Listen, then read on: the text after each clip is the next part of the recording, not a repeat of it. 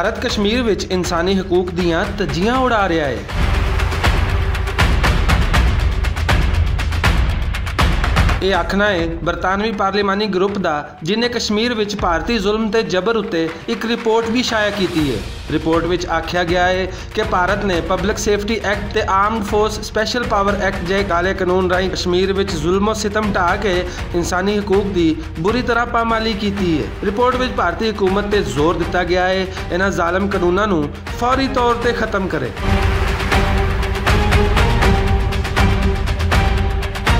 Report की तफसील में दसिया गया है कि निहत्ते कश्मीरियों ते पैलेट गन का आज़ादाना इस्तेमाल किया जाता है जिहड़ा इंसानी हकूक की सरीहन खिलाफ वर्जी है ते इस जुल्म में शामिल भारतीय फौजियों के खिलाफ कानूनी कार्रवाई की जानी चाहिए है। इस तो अलावा रिपोर्ट में मकबूजा जम्मू कश्मीर में मौजूद गुमनाम ते इजतमाही इंसानी कबरों की शनाख्त ते उन्हां दी जामे तहकीकात का मुतालबा करदे होया आख्या गया है कि शुबे के तौर पर जबरदस्ती गैब किए गए लोगों के घर वालों तमाम मालूमात तक रसाई दी जाए।